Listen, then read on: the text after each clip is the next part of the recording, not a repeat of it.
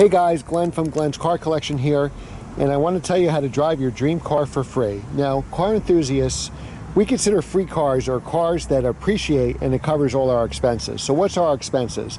This really only works if you buy the car cash, so you got to start small.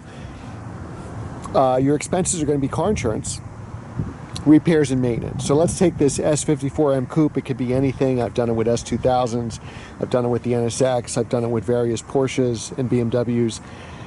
Let's just say you bought this car for $50,000, okay? Let's say insurance is $1,000 a year, and it costs $1,000 a year for repairs and maintenance. Now that's an average. Since I bought this car, I've spent $150 this year. Just did basically one service to it, that was it. Didn't need tires, didn't need brakes. Insurance is probably $1,000. I don't even know what insurance is. It might even be less than that. So it cost me $1,100 to drive this year, and this car probably appreciated 20 grand in the last year.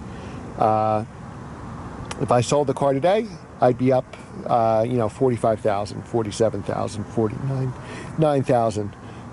So let's do this on a smaller scale and see, how maybe you could drive your dream car for free. So one example would be an S2000. If you bought an S2000 a couple years ago for 15 grand, and it probably went, that same car now is probably 25 grand. And let's say it costs you $1,000 to insure that car, and an average of $1,000 a year between repairs and maintenance. So some years you spend a couple $100 in maintenance, one year you need tires. So you've kept that car, say for 5 years, it went up $2,000 a year for a total of $10,000. Your running costs, S2000 running costs are nothing. I had one. Say your running costs were $1,000 a year. So you kept it 5 years, cost you $5,000 to run it, you sold it for $10,000 more. So you didn't make $10,000 because you bought it for $15 and sold it for $25, but you probably made $5,000. Or even if you had to do some major repairs, that extra $5,000 cushion, you drove an S2000 for free for 5 years. So just for this example, for the M Coupe, I could put a couple $1,000s into it over the next 5 or 10 years, figure another $1,000 a year in insurance, and I'll have all my money back. If I sold it now, I'd make a profit, but I'm planning on keeping this car a long time, so it really should cost me nothing to own this car.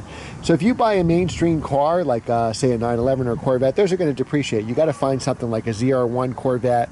Like when I'm talking about ZR1, I mean a C6 ZR1 or a C4 ZR1 that has a chance to appreciate every year, and you're still going to have $1,000 for insurance. I always budget for every car $1,000 a year for repairs and maintenance, and as long as your car goes up at least $2,000 a year, you're in the money. If it only went up $2,000 a year exactly, you still could drive that car for free. So just something to think about. So if you're going to have big car payments or lease a car, that equation would never work. So you have to buy a car cash. So start small. That's how I started. My first couple cars cost $4,000, and I learned by buying used and $4,000 cars, I was able to sell them for $4,000 cars. So the cars that I owned, and I was constantly, buying or selling a car, really didn't cost me any money, because I bought cars that were $4,000 and sold cars that were $4,000, and that's how I realized used cars were a deal. And as I got older and made more money, that that $4,000 grew into $10,000 or $20,000, and I would buy $20,000 cars that I would keep for a year or two, sell for $20,000, maybe sell for $21,000, and that would cover my expenses. So that's what you should look for. I think an S2000 is a good car. Still, they're not making them anymore. It has appreciation potential. If you want to go on a higher scale like this, a Z3M, I think a Z4M is a good buy. Even if you start small, like a Miata, if you get maybe a lower mileage one, maybe you could get at a good price. That's a car that could go up a couple $1,000 a year, possibly, and your maintenance costs on those would be, pretty close to zero. As you get into bigger cars like maintenance, like M6s, M5s, you could have a $5,000 repair easily, which would blow your whole margins. 911s, I think you have to be careful. You'd probably have to get a turbo or a GT3 to hope that the car holds its value or some appreciation, but let your money work for you.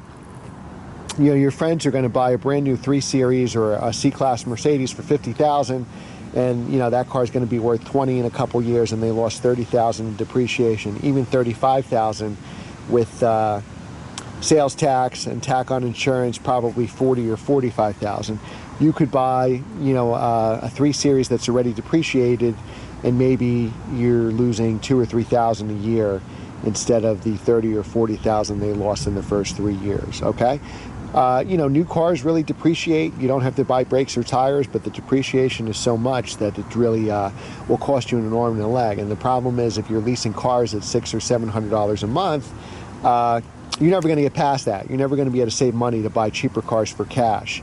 So my advice is to start small and try to buy cars that have some rarity to them and have a strong following that can appreciate. Like a Lotus Elise is another one of those cars, a Lotus Exige, where you can probably own those cars for a couple years and drive them for free, sell them and get all your money back. All right, please subscribe and share, and we'll look forward to new videos soon. Thanks again for your support.